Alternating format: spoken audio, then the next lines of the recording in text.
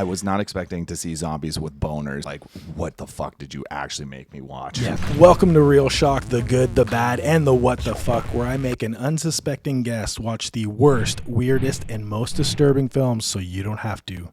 My name is Jay, and today we are talking about a movie that asks the important question, can you ride a dead body like a jet ski? With me is my friend Sacha, who thought he'd be getting a nice gory film, but ended up with a corpse getting a boner.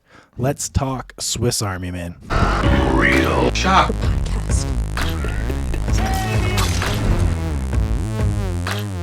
Like, originally, like what I was saying before, I don't know what in the fuck you were thinking about me watching this fucking film. Dude. Okay. So there's two things about this. Okay. One is I was trying to sabotage you a bit. That fucking worked. I mean, the whole point of this is to make people be like, what the fuck did you just show me? Mm-hmm. And you are actually a lot harder to do than most people.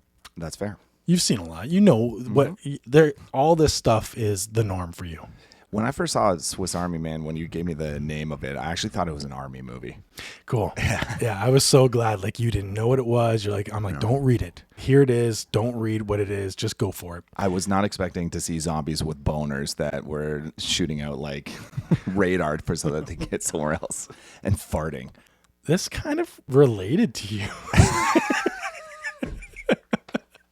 I actually felt bad. Okay. I thought maybe you thought I was like picking on you. So before we get into the movie, let's talk you. I haven't done this with any other guest yet, but I feel like people should understand why I'm showing them the movie I'm showing them. If they think I'm just showing them a crazy film, but I could show you a crazy film and you would just eat it up. Oh, for sure, because I'm a sick, twisted fuck. Right. So like, what's can you name like 3 films or at least one of your favorite films? Ooh, my favorite films? Well, I could say fucked up films like Cannibal Holocaust. Okay, that's on the list. Oh, that is a really messed up film. And I wish I took that one.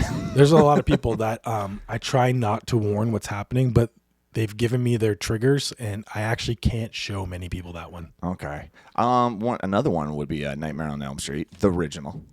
The original. I love the original. I mean, it's great. Fantastic. And then the third. Like the top of all of it is The Thing. Yeah. Yeah, The Thing's the best. But how good is The Thing? The practical effects. Fuck, man. I can't stop. Even the score. The score itself, I have it on like vinyl and I listen to it like at least once a month. We have the board game. Mm-hmm. You and I play that Nemesis board game as well. That's, you could almost say, is kind of taken from it, I guess. This isn't part of the, we're not going to wreck anything with the film, but you just brought up score of The Thing. My favorite part of this film is the score. Do you like the score in this film? Okay. To be fair, I actually did. It actually worked with it. Surprisingly. I can't believe it either. It's so stupid. It's like the same notes, but they're singing different things to it. And it's like so methodic and just works, whether they're singing Jurassic Park or they're coming up with this epic montage. I forgot about that fucking stupid part. Yeah, it's in there. Anything that has Jurassic Park is going to work for me. Just to get a little personal, recently single. I have written down. So I just want to say you finally have time for what matters, coming up to a loft and doing a podcast. This is true. What a life you have. I know. Now I can do whatever the fuck I want. What a good single life. So first reactions, were you surprised? Was this emotional? Were you baffled? Or was this just shit? To be honest, I was a little bit more baffled just due to the fact that, like, I can't believe, like, this guy's going to hang himself. So you weren't expecting anything? No. I was expecting some stupid movie, some foreign film that you'd love, some indie bullshit. And then... Oh, is that what you were expecting? Yes. And so it kind of surprised me. I actually did enjoy it a little bit. Cool. I actually thought on a second watch, because I originally gave it to you not to enjoy it. On a second watch, I'm like, he might like this. I don't know. I don't know. I'll get into what I think of it later, but I thought for a second, like, maybe this relates to him. Okay. I'm wondering where So anyways, like, as the movie goes on, I just noticed that, like, I don't know if it was, like, his thoughts, like, this was all fake. Do you know what I mean? Because there's like a couple parts. Oh, we'll get into that where I'm not sure. There is a lot of that too. Yeah, it felt we like had the same thing on the last episode with Videodrome. We don't know what's fake and what's real. And funny enough, completely different film. You like Videodrome? We love Videodrome. Completely different film. It's the same concept. But what is real and what is fake? I have so much trouble understanding this. Now that you say that, yeah, it actually does. Can you believe that this ties into Videodrome somehow? Ooh, that's a thick one. All right, that's it for the intro. Let's get into the movie. So we start with what you said. We'll call him Paul Dano for now. Okay. He is trying to hang himself on a beach, and it fails. Yep. As he goes to try again, he notices a bloated dead corpse on this beach. Now, I should say it looks like he's stranded too. He's not just hanging himself on a beach. It looks like he's a stranded survivor of a beach. It almost seems like that was his partner, and that it was like he died, and then he's like, "Oh, I'm gonna kill myself next." Is that what you thought? Yeah, I actually thought they were like a duo, and he's like, You "I got can't fucking do a this." twist in mind. I I know, like that. That's I know. good. That's what I was wondering. Oh, that's sad, actually. He stumbles upon his dead, farting body. As it's starting to fart, he thinks, oh, something's going on with this. And he tries to stop it from going off into the ocean as it's fart propelling. And he decides to ride the dead flagellant body as a jet ski and cue the opening credits. Swiss Army Man. Exactly. And then as it's going on, he's pulling pulling the body's pants down more so he can get more speed. That's like a shot I don't like. Yeah, me neither. Okay, let's get this out of the way. This movie is heavily farted. Tons of farts in this film. I fucking hate it. I enjoyed it. It's so stupid. I think this film has so much potential, but there is so much fart. I'm not going to say fart jokes because we're going to get to what the farting means. But at the beginning, you could really take this as fart jokes humor. Without a doubt. At first, I was like, well, first off, I was like, this movie's fucking stupid. And then I was like, what the fuck did you actually make me watch? Yeah, I thought the same thing. Yeah. Eventually, he kind of befriends this dead corpse. He brings it with him. He goes to a cave where he notices, first it shoots out water from its mouth, and it's giving him water to drink. Yeah. As the water runs out, he notices it's saying a name, Manny. So the corpse's name is Manny, and Paul Dano, introduces himself as Hank. This corpse is talking to him. Yeah. Okay, buddy. Anything, were you surprised by that at all? No, not after Kind of. Well, it's surprising, but I wasn't surprised. I mean, after the jet ski is a lot more than a talking. And then he's teaching it life skills. What the fuck? He starts showing it how to be human because he kind of needs it to get going in life. It's asking questions. It's completely void of all knowledge. It doesn't remember its past. Then a really messed up scene happens. He ends up, the corpse, falling onto a Sports Illustrated swimsuit edition and gets a boner. Totally. Now, that's already annoyingly stupid. Yeah. But for some reason, Paul Dano puts this together, and this should not be put together ever. He puts together that, hey, this is a compass. Yeah. And they decide to follow the boner. A 6-inch compass. Now, at this point, are you pissed off at me for showing No, God, no. you boner compass? No, not at all, because I'm used to you showing me all sorts of weird, fucked up shit. So, like, that's not going to make a difference. This doesn't get any better. No. I don't know if I mentioned this. Manny is Daniel Radcliffe, Harry Potter himself. Yes. Daniel Radcliffe wants to have intimacy with a girl. Not intimacy was a bad word. Yeah, that's a bad. Yeah, that's. He wants to know what love is, and so Paul Dano kind of offers to dress up like a woman and go through what we're gonna discover. I'll just spoil it now. Is his experiences with a woman in this film. Exactly. So he's reenacting the girl that he likes, and he's making Daniel Radcliffe reenact himself or what he wishes he was. Oh my God. To be fair, man, I was cooking at the moment, and then I was just like listening. I was running back and forth. It's hard. And then I look, and I'm like, "What is this? Like Buffalo Bill or some shit?"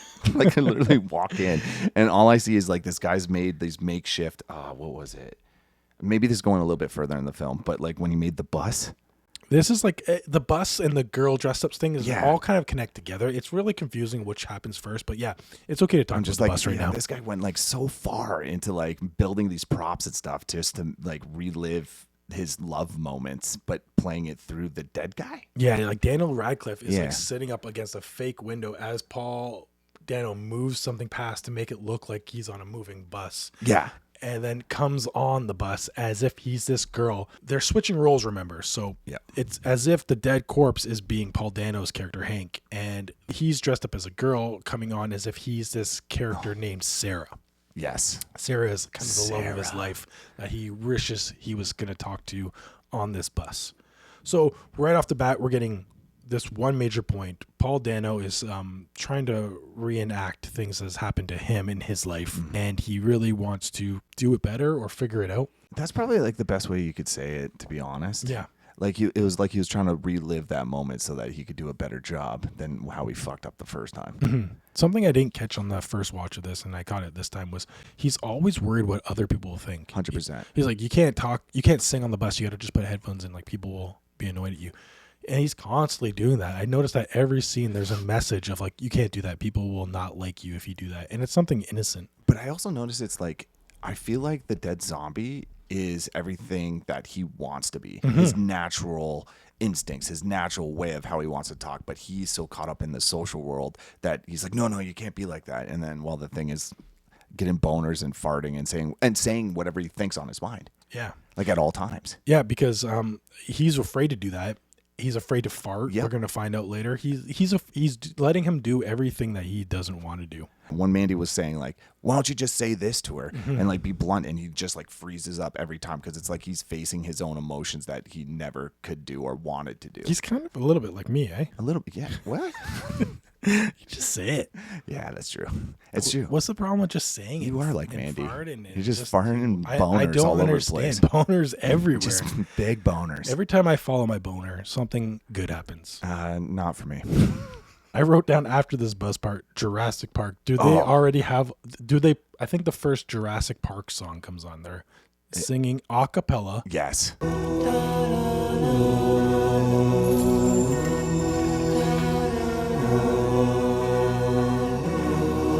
If you do that, you get me.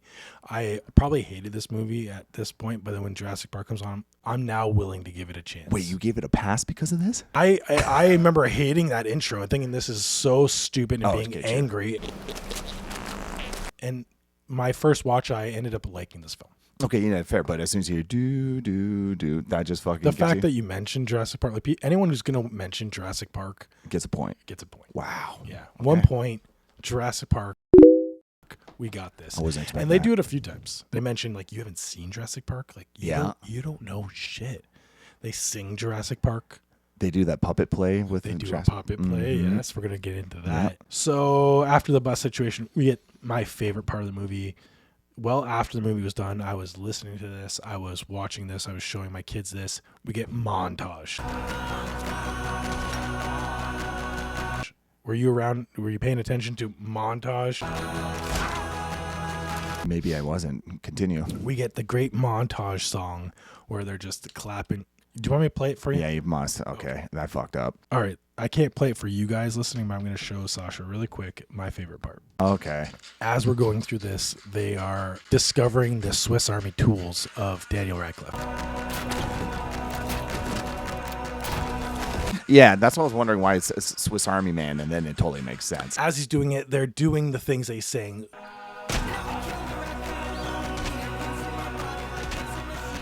And they're just constantly hunting or doing whatever. But during this montage, I knew you had to watch it because you brought something up. You brought up the Jurassic Park show they were playing. Yeah. So I have a game for you. Fuck. We have a little game. Oh, shit. When Jeremy has a game, this is not ending up well for the other person, a.k.a. this guy. Okay, so they watched a few movies Okay. as they were doing the montage. Yeah. I want you just to name the movie that I show you. Okay. Okay? Hit me. Jurassic Park. So he knew that right off the That bat. one's easy. Oh, Godzilla? That is Superman. That does not look like Superman from here. Oh, stick. Oh, yeah, true. Well, it doesn't look like that. Oh, Titanic. Nailed it. Save me. It's a hard one. Ooh, I don't know. Wicker Man? That is John Cusack in Say Anything. Oh, I fucking wouldn't see that fucking movie. Oh, just ignore that. Ignore that one. Oh, what's this? E.T. Yeah. Oh, you got okay. You did pretty good. Yeah, except for that one. Ignore this one. Oh. I know I can't say what Well, that no, was. I have kids, so the stuff is always on my phone. Fair enough, I never fair know enough. where that stuff comes from. Yeah. You did all right. What was that? Like 3? 4? 3 out of 5? 3 out of 5. Yeah, 3 out of 5. You did less than I thought. I thought you'd get 4 out of 5. Oh, dude. Well, Superman fucking shit his pants. Superman I wasn't seems expecting kind that. of okay. Yeah. Listen, I'm into everybody. I love everybody. Yep. But watching Daniel Radcliffe fall into some water and start kissing Oh, fuck. Paul Dano Yeah. for air. This is a dead corpse. Yeah. He's also probably made up. Something Exactly. in my head is triggering. I don't know what. I don't know. I shouldn't be saying this. Yeah. There's no problems, but Something's happening. Yeah, it's I getting don't hot in here. understand. I'm feeling a little sweaty. No, I don't know what I felt about that scene. I actually, you know what? I do remember a little bit. I was just going with it because after like the farts, the boners, all the stupid shit, him dressing up as a woman, trying to make out with himself. Essentially, that's what I thought he was doing. Yeah. And then all of a sudden now he's making himself out in the fucking water. I was just like, what more can you pull? They almost had a kiss too, just a little bit earlier when they were on their date. Oh yeah, And they got pretty close to a kiss, which even felt a little more awkward. Mm-hmm. At least the water is essentially for air at first, and then it's just an embracing kiss. which is so stupid. I got right after this, Hank is ashamed to fart. So we must 100%. uncover he's been hiding his farts Forever. from Daniel Radcliffe, Manny.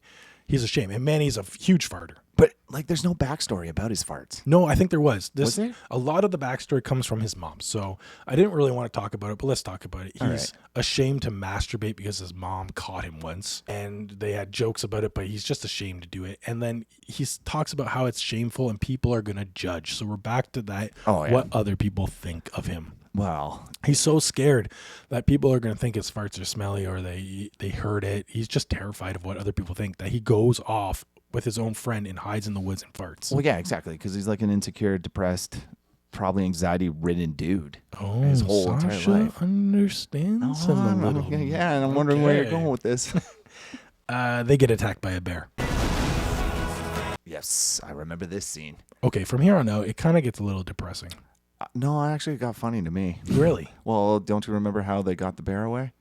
They, what did they do? Blast up in the air? How No, did they blast They up? grab. So this is the point in where Mandy, you actually see him first move. That's right. This is the first time you see him move on his own, because up to this point, Hank was carrying him around everywhere, and then the bear started coming and attacking and whatever, and then Mandy had to move his body and put his ass up against the fire and blow one He blew right a out. big fart and did a barrel flip and caught on fire. Exactly. He was able to move because he was having like an existential crisis. Exactly. They were in a tree after they got away from a bear. Yep. And they were falling back down, and this part's getting like heavy. This dead corpse is just unloading on you right now, and he eventually does save Paul Dano, Hank's character. But that's the thing. You start to see him start to become himself, like his own character. And it's also, you also notice that Hank is starting to get, what's the best word I'm looking for? Like, he's starting to get courage, and he's starting to get self-confidence. That's the word. Mm-hmm. Yeah. And that's where it's like you see both characters at this point in the movie, they're both developing together. Yeah. It is like what we're about to get into next. It's like a switch now. Yep. We're going to have Annie carrying Hank now. So these people are kind of relying on each other now. It's not about one or the other. It's like they're kind of both developed now. They're almost like the same person now. Oh, 100%. I mean, they probably are the same person. Well, they are. That's the whole point. And then kind of a big plot twist is discovered here. They walk and we find a house, and we are at the back of Saras House. Okay, so this is where I got a few things with this, but I'm not going to jump ahead, but it's a little bit ahead. And it's like they just magically are right there. Yeah.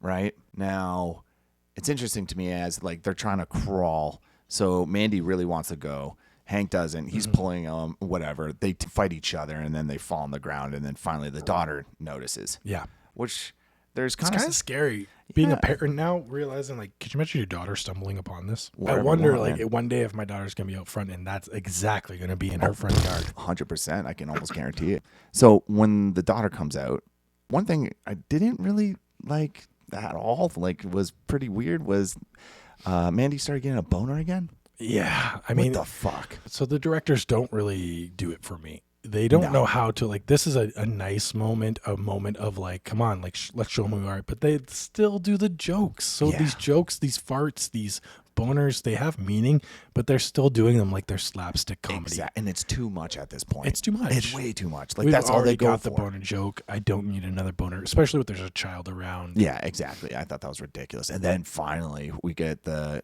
protagonist. What would you call that? What would her character be called in the movies? You know this she's shit. definitely not the antagonist. Yeah. But she's not the protagonist. I don't know. Okay. Well, she comes out now, and now Hank finally meets her, and he's like dumbfounded and can't say anything after his whole venture of like prepping himself for this moment, and he just shits the fucking bed. I actually thought he did pretty good. What? He took a silent approach when she's talking to him, and he's just nodding stuff, and he kind of won her over. Like, she should have been screaming for the police, but she goes and gets help for him. So that's where we first start to notice, does she really notice the body? I think she does, but now I started putting myself in her position on a second watch. I thought, I wonder if she just thinks they were best friends and he's carrying his buddy's body because he died along the way. No. She probably thinks he's traumatized. If you watch it again, she is so calm. She doesn't even care about that. She actually goes and gets some water. She does, but she's kind of pulling him away from the body. She does kind of ignore it, but he's just like looking at it. She's like, come on. Okay, like, what I'm saying is if you saw your kid in the backyard and there's idiot A and idiot B and B's dead, is that the way you would react? I'm going to get you some water? Would you like some tea? Well, because I thought Paul Dano won her over. I was like, from what? Being silent? Yeah. With a dead body in the backyard. She's like, she must really think he's traumatized. It's either so you don't think she sees the body? Not at all. Wow, you got a different approach. No, 100%. Because if I saw a dead body and a dude sitting there mute looking at me, I'm like, what the fuck? I'm going to die. Okay. This guy's going to kill me. That's fair. I mean, that's the first time I watched it. That's the impression I got. Second time I watched it, I thought, is it that unbelievable that two bodies come out of the woods? A guy's like carrying his dead corpse. You know, you would assume like if you died and we were backpacking, I would maybe try to get your body out of there. 100%. But we're going to return to this point later, a little bit further down the road, because there's something else that I want to bring up, but I can't bring it up right yet. The police come and they can't identify the body. Nope. And they actually kind of confuse it for Hank's body at first because they have the phone. So they actually called Hank's dad. Yes. And that's why I was confused. Yeah. At first, I was very confused. Okay. And the reason was because maybe I wasn't paying attention, but we went to the body. He's like, oh, I can't look at it, whatever. And then the dad passes Hank. Yeah. And then goes to his Ford Bronco, funny enough. And then he just starts like bawling. But then Hank's right there the whole time. So he didn't catch him. He didn't see him. Hank saw his dad and like was deking him out the whole time. Yeah. Why? He has a kind of a strange relationship with him. Oh, yes, this is true. Yeah. So they didn't have a great relationship. But it was nice to see his dad care, I think. He kind of took it like that. Mm-hmm. And they're going to reveal on the news, Hank is not Manny. Hank is Hank. And so they kind of put two and two together. You're the Hank? So who's this dead body? And at that point, Hank snaps and steals the dead body and runs with it. And surfs on it. Runs with it to the beach. We're not there yet. Okay. Runs with it to the beach. And we discover another big twist, which we kind of knew already, but the entire thing was kind of happening in Sarah's backyard. And that's what I was trying to bring up. All the forts, all the stuff they made, the stupid characters, the bus, it's all in the forest right behind Sarah's backyard, a few hundred feet. Exactly. So you think the body, what makes you think the body, though, is made up? So... I mean, that's not that. It's not even that far fetched. That's kind of true. I'm not. Yeah, even if the body was real, I'm just saying if someone brought it out of my backyard, and then, like I said, if I saw a dude who's mute, a dead body, and my kid sitting there, I would probably be freaking out, and I wouldn't be getting him water and trying to call the cops and consoling him by any fucking means. Like, not at all. I think you would. You're a good guy. You got a field. A job field there where you're taking care of people. For sure. But what I'm saying is in that moment, I'm thinking that dude murdered that person, or this is not a situation I should be involved in right at the moment. I might too. If my daughter's involved, I'm going to be like, I don't really care about you right now. I'm getting my kid out of here. And that's the whole point. Yeah. And then I'll call the cops and then they can deal with you. So this ending, I hate this whole third act. So it's going to get worse. They reveal that it just goes downhill for Hank. And I feel like it's so not the message I wanted at this moment, but they're going to arrest Hank because he just ran away with the body. And he's kind of been caught for stalking, too. His phone had a lot of pictures of Sarah, which they thought was Manny's phone, but it was Hank's phone. They also found that they were in the backyard. Yeah, the backyard. With all his scene props. And fake Sarah's everywhere. Exactly. And his fake dad, too. Fake dad? Yeah, you didn't notice the one guy and he had the mustache, the one tree thing and a mustache. And actually, Hank's dad was like smiling at it for a second. I didn't notice that. Yeah, that's why, like, towards the end, when they do finally... When they corner Hank, his dad's smiling about it all of a sudden. Yeah. So anyways, continue. Yeah, so, no, you were right there. You're right on the right spot. Yeah. We're going to corner Hank. We're going to arrest Hank. And on the beach. he really wants Manny to come alive to show everybody, but it's not happening. So Hank does the next best thing to his mind. He decides to be free and farts the biggest fart he can in front of everybody. This sounds meaningful. This might be meaningful to some people. This is fucking stupid. And this is supposed to be the climax. No pun intended. This is the climax of the movie of like his fart means everything to this whole point. It's like him getting secure with himself. The director said, we want you to laugh at the first fart and cry by the last fart. I didn't either. Surprisingly, I do like this film, but I'm not in it for the same reason the directors like it. No, not me neither. I think it was just I was surprised because I thought you were going to give me either some artistic hoobie-doobie bullshit movie or something that's going to be so fucked up that I can't even stand it. I wasn't sure which one. So this was really so fucked up you couldn't stand it or no? No, this was like caught off guard like a fart. Yeah. Like if you farted right now, it'd be like that. Yeah. And it would be so weird. There we go. And then now it's even more confusing. Manny does decide to wake up and he kind of fart jet skis into the propels sunset. himself with his farts. And everybody sees it too, but obviously, or I shouldn't say obviously, is this all just part of the a couple things. Delusion? So that whole scene was probably a good minute of his body just like flatulent, like just farting. Are you talking about the intro or the outro? Outro, when it's like farting. The intro is too, and I hate it. Exactly. But the little kid, she's smiling all of a sudden at the dead body. The dad's smiling. The cops letting Hank arrested go up to him and start talking to a dead body again. It's all just too much. It's too long. It's too prone out. It's so too dumb. Silly. This was a point where we really wanted like some seriousness because it got really emotional. It probably would have been good, but it's still being goofy. Like I don't know. This movie, like who is it supposed to be for? Like it's not like a date movie. It's not like you show your family. It's the loner, the weird sex niche loner guy. Maybe. Just I was thinking Kurt. Yeah.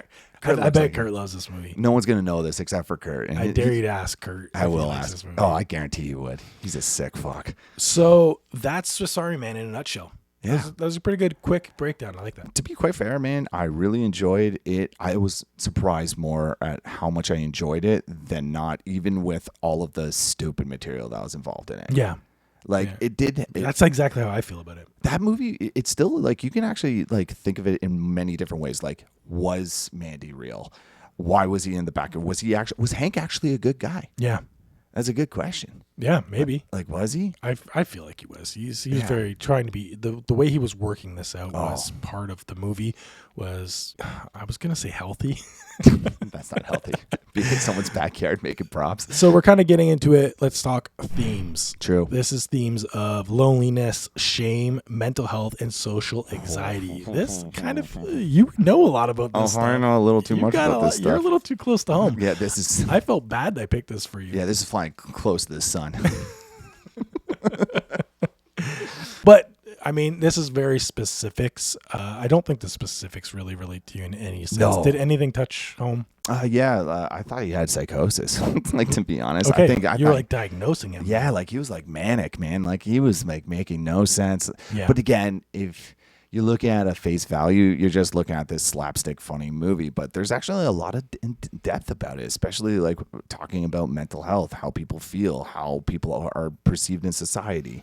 It's nice to see from their point of view too. Like we're on his side when we see it from his point of view, but we can't when we're Sarah and the others we can't see his point of view and we hate this person. Right. So it's tough to see what he's seeing because when you do, you like the person. Right. You love the person. It's funny you say that. I thought that was the flip of the movie, was then when everyone was looking at him and him trying to explain himself, but it's not coming off the way he explored the whole film up until that point. Yeah.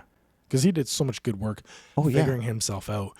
But then it doesn't work, No. which kind of sucks. It just wrecks the film for me. I actually kind of like movies like that where it's not necessarily the good guy wins. Sometimes it's just I love films like that. where the good guys win. No, where they don't. Oh, win. no. That's what I thought. Yeah, that's why I thought you'd be right up the alley with this. Where it's just like, nope. It's a little bit harder when it's not like a bad guy after them, though. I think you made a really good point. I'm having an epiphany right now. Yeah. I'm thinking I actually like movies where the bad guy wins, but because there's no bad guy in this and the good guy loses, that hits a little bit different. But again, you don't know if he's the good guy.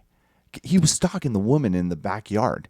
Mental health. True. Mental health. We were on his side for a bit there. This is true. Yeah. I mean, when you're looking outside, looking in, you hate this guy. Yes. But when you're inside, you're like, he's just a sweet guy. He's just going through some shit. He's going through some stuff. Weird for weird's sake or brilliant? Does it? I really don't know. This is the first time I've ever heard of this movie. So, like, what is the popularity of this movie? Cult classic. Okay. Fairly popular, but also the next film these directors make won the Oscar. Everything, Everywhere, All at Once. And this one too, or not this one? This one, I don't even think it won anything. Okay, that would make sense. But these guys went on to make an Oscar-winning Best Picture the next film. Really? Which does the same thing for me. So we might not be able to answer that. Have you ever seen Everything, Everywhere, All at Once? But come on, no. So it's a reversal for me. I thought it was just too stupid until the end, and it was very emotional for me, and I liked it. But overall, I didn't like the film. So it's the exact opposite of Swiss Army Man for me, because I like Swiss Army Man, but it's got a horrible ending, and the emotion goes through the beginning and then just kind of dies out for me. Whereas Everything Everywhere All at Once was just kept its stupidity and no emotion. It had a great emotional ending, but overall I didn't like it. See, it's weird. I felt opposite about Swiss Army, just because at first I thought it was really stupid. I mean, yeah, let's cut out the first 5 minutes. Yeah. The So jet skis farting. It's hard to say the beginning is a nice emotional thing when you got that stupid ass intro. But then, like, funny, catching. Yeah. But catching to who? A 2-year-old? And me. It's great to like post that jet ski Swiss Army Man. Yeah. It's nice to see that. It would be a 2-year-old. Me and Kurt would probably be the only fucking idiots. Literally like showed this. it to my 2-year-old because I thought she was going to like it. Exactly. And what happened? Loved it. Yes, he. Anyways, but I had the opposite view of you, where I thought it developed as time went on, because that's when you started seeing those mental health pieces, those little things, him losing his mind, him actually getting more into his own mind about actually winning Sarah over, and actually having a chance, and then pulling himself out of her fucking backyard to go confront her about this. But like you said, he said nothing. Yeah. But then she's like, I'm gonna give you some water with this dead body. And he doesn't do much either on the beach with it other than farting to get over his fear. I mean, it's more about him. Why should he care what Sarah thinks about him? Well, at this point, but it's just an awkward way of showing this. He's facing 10 years at least. Yeah. Desecration of a corpse. I never thought about that. He's going to jail for a long time. He's going for a long time. Yeah. He's going to be Bubba's butt buddy for a while. The most what the fuck moment. And I've got 3 options for you. Oh, dude, I've got fucking 1 for you, and that's Dead it. corpse jet ski. Erection compass, or kissing dead corpse underwater. Okay, corpse underwater's gone. It's between the two.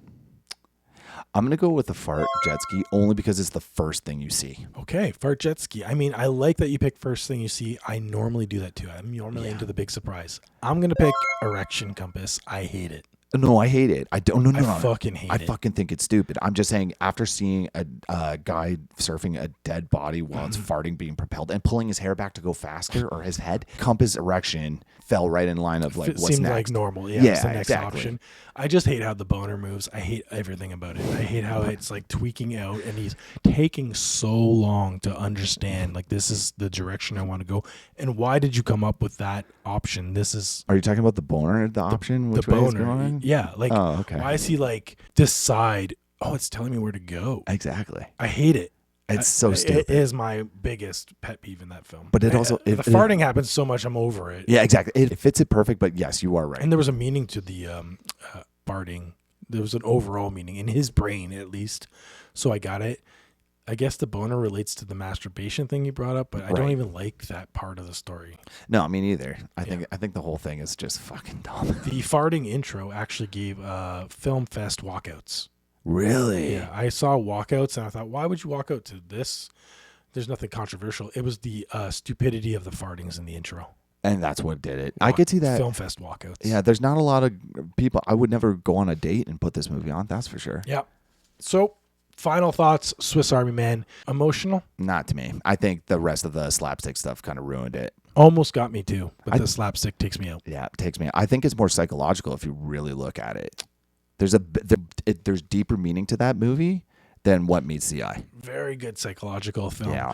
We had our own little epiphany at the intro that this is not that far off Videodrome. No, not at all. which is insane to that say. actually blew my mind. to Yeah, think that's that. a really weird comparison. We'll have to do a video on it, the comparison of the 219. Oh, dude, I'd love to do that. All right, guys, that's Swiss Army Man. Thanks for watching. Sash, thanks for watching it too. Thanks, buddy. You did good. All right.